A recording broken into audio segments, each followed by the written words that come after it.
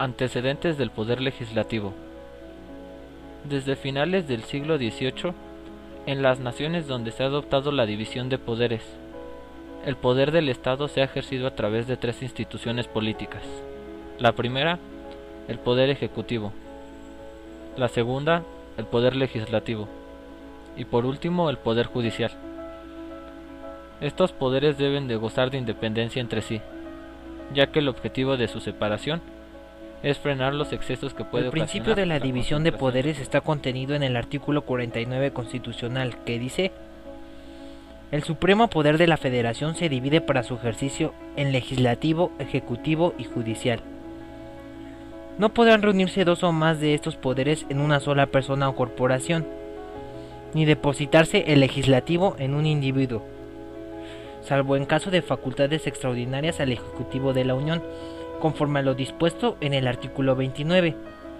En ningún otro caso, salvo a lo dispuesto en el segundo párrafo del artículo 131, se otorgarán las facultades extraordinarias para legislar. El Poder Legislativo Federal. Este poder tiene como tarea fundamental la elaboración de las leyes que rigen en toda la República. El Poder Legislativo Federal se deposita en el Congreso General o Congreso de la Unión, que se divide en Cámara de Diputados y Cámara de Senadores, funcionarios que fueron elegidos por el pueblo y, por lo tanto, son sus representantes. Así, el Congreso de la Unión es un organismo bicameral. La Constitución mexicana otorga tres facultades al Congreso General: las legislativas o leyes, político-administrativas o decretos, y político-jurisdiccionales o fallos y sentencias. Los diputados están en representación de los ciudadanos y los senadores a favor de los estados. La Cámara de Diputados está integrada por 500 legisladores, 300 de ellos elegidos por mayoría relativa, es decir, quienes obtuvieron el mayor número de votos en los comicios de su distrito electoral, y 200 elegidos por el principio de representación proporcional. Esto quiere decir que los partidos políticos que no ganaron en la elección tienen derecho a proponer listas de diputados, con base a la distribución territorial y la población de los distritos electorales de la región. En la elección de mayoría relativa, el voto cuenta a favor del candidato propuesto. En la elección por el principio de representación proporcional, se toma en cuenta los votos a favor de los partidos que no ganaron la elección. Para garantizar la pluralidad que deben prevalecer en el poder legislativo, ningún partido político podrá tener más de 300 diputados en la Cámara. La Cámara de Senadores está formada por 128 miembros, 4 por cada uno de los estados y el Distrito Federal. 2 senadores de cada entidad son elegidos por el principio de elección mayoritaria relativa. Una senaduría se asigna a la primera minoría y una por el principio de representación proporcional. El trabajo legislativo se realiza en comisiones integradas por los mismos legisladores, con la finalidad de que las iniciativas de la ley que se presentan para discusión y debate sean analizadas por grupos de especialistas, según la materia de que se trate, y posteriormente se presenta en el Pleno, es decir, a todos los integrantes de cada una de las cámaras. La Comisión Permanente es un órgano bicameral que funciona en los periodos de receso del Congreso, o bien fuera de los 2 periodos ordinarios de sesiones que se celebran entre el 1 de septiembre y el 15 de diciembre y entre el 1 de febrero y el 30 de abril. Es decir, diputados y senadores sesionan poco más de 6 meses al año. Comparativamente, los representantes de otros sistemas presidenciales, como Venezuela, Estados Unidos y Colombia, sesionan 12, 11 y 8 meses respectivamente.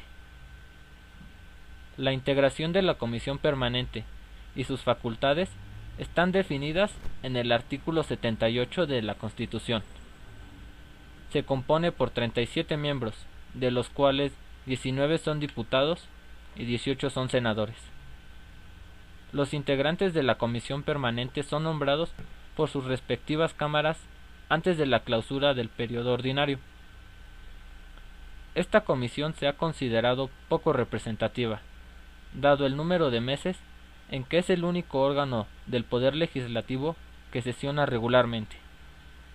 La Comisión Permanente es un órgano que no cumple con funciones legislativas, ya que no está facultada para iniciar leyes. Su función es más bien la recepción de los proyectos de ley que ingresan en periodo de receso y de la ejecución de trámites, cuya ejecución requiere la participación de los órganos administrativos y políticos de las Cámara de cámaras. Diputados. Sus funciones. Sus funciones radican en llevar a cabo estudios e investigaciones en básicamente dos ámbitos, de opinión pública y sociales.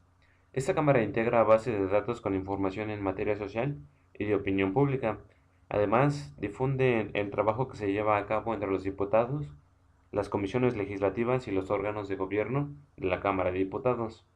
Otra de sus funciones es establecer relación con instituciones académicas y organismos afines al CESOP, y de igual manera promover la vinculación con ellos de las comisiones legislativas. Cabe aclarar que el cumplimiento de los principios de objetividad e imparcialidad que establece el marco legal en el que se inscribe el CESOP garantiza que el programa de trabajo y las actividades realizadas por este sean de utilidad para el trabajo legislativo en su conjunto y de ninguna manera para el desempeño específico de un diputado o grupo parlamentario. Cámara de Senadores. Sus funciones. Es el encargado de regular la política exterior. Allí es donde se da lugar a temas sobre tratados internacionales, si les parecen o no las propuestas que el presidente pueda plantear con respecto a los ministros de la Corte, a los embajadores y al Procurador General de la República. Tienen función de organizar y supervisar las funciones que están encargadas a las secretarías generales, como el Servicio Civil de las Carreteras, la Tesorería y crear las unidades administrativas de las que se vea dependiente la Cámara. Cabe aclarar que las dos cámaras tienen la facultad de poder crear leyes, aprobarlas o rechazarlas para ser diputado y senador. Para ser diputado se debe ser mexicano por nacimiento, tener 21 años cumplidos el día de la elección, ser originario del estado en que se haga la elección y contar con el domicilio por lo menos 6 meses antes de dicha elección. No estar en el servicio activo en el Ejército Nacional o en la Policía, ni en la Gendarmería de algún distrito por lo menos 90 días antes. No ser ministro de algún culto religioso. No contar con alguna de las discapacidades señaladas en el artículo 59 de nuestra Constitución. No ser titular de organismos a los que la Constitución otorga autonomía, ni ser secretario o subsecretario del Estado. Todo esto debería dejarse por lo menos 90 días antes para que sí pueda ser válida su candidatura. Para los senadores son los mismos requisitos, solo que en el caso de tener 21 años, la edad mínima es de 25 años.